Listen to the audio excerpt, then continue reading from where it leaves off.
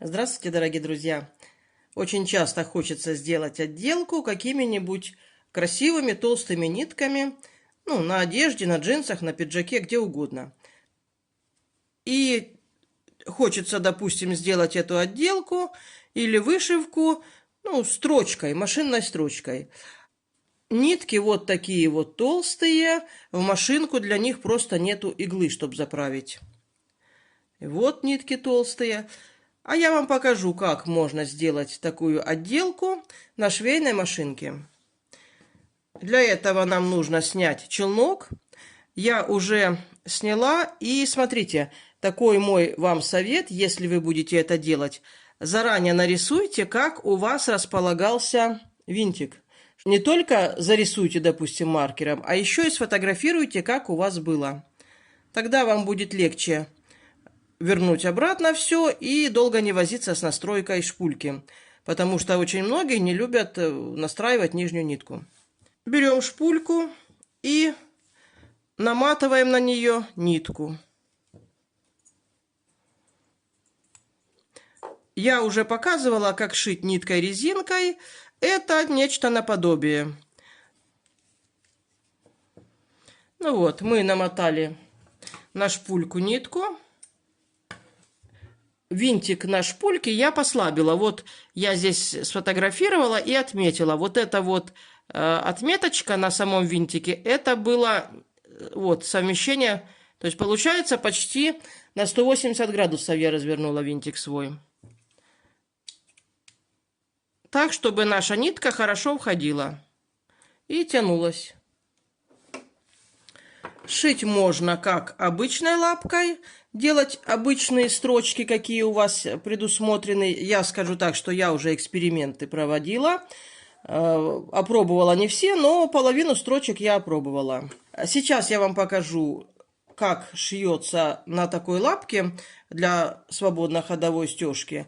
А потом поставим обычную лапку для шитья и тоже посмотрим, как будет шить. Зубчики я опустила и ставлю ниточку.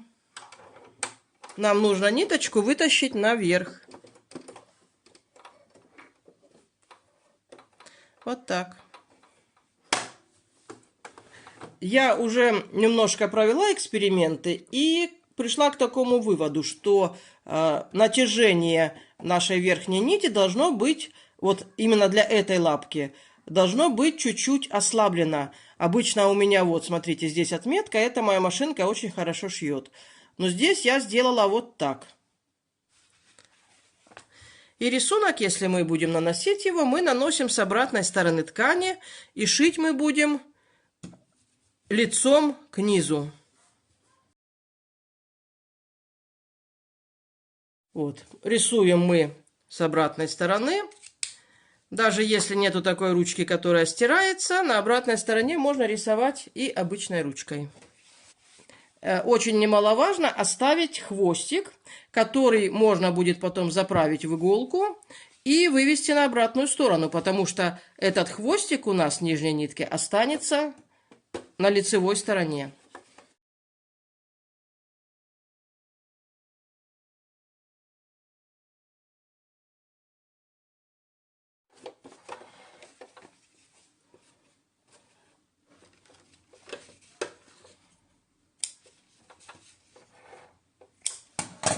Вот, смотрите, видите, что получается?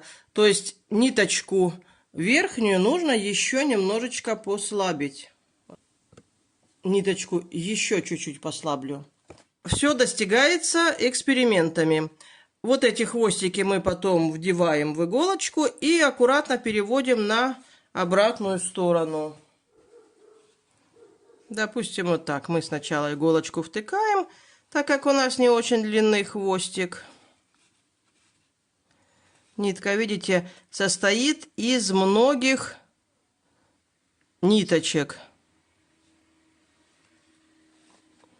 И выводим на обратную сторону. И вот, смотрите, как красиво получается. Ярко, строчка. Единственное, что я чуть-чуть послабила верхнюю нить, и сейчас мы еще раз попробуем. Натяжение верхней нити я чуть-чуть ослабила. Ну, давайте еще раз попробуем.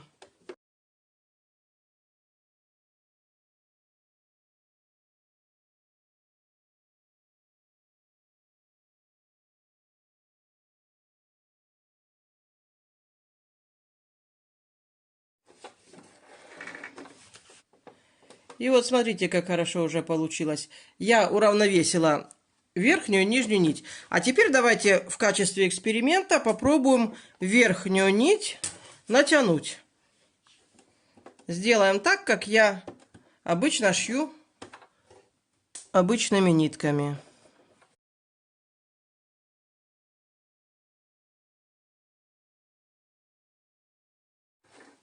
И смотрим, видите, получается, что нитка верхняя больше натянута, и вот здесь вот из этой оранжевой нитки образуются вот такие вот неровные петли, то есть сильно затягивает нижняя нить, так что чуть-чуть нужно приспускать. Хотя все это достигается экспериментально. У кого, может быть даже кому-то понравится, чтобы было вот такими вот выпуклыми стежками. Ну и давайте попробуем с таким натяжением нити, как для обычного шитья.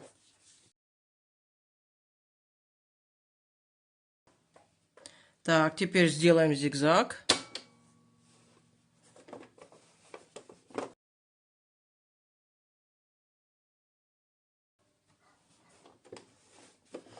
Так, а теперь еще какую-нибудь строчку выставим.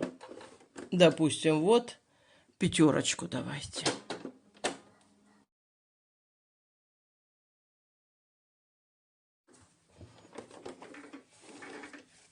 Ну и что у нас с вами в итоге получается? Смотрите, ровная строчка – это просто получился какой-то шедевр. От того, что верхняя нить сильное натяжение имеет, у нас вот эта нить идет как такими пузыречками. Интересно, и зигзаг получился. Да и эта строчка неплохо вышла.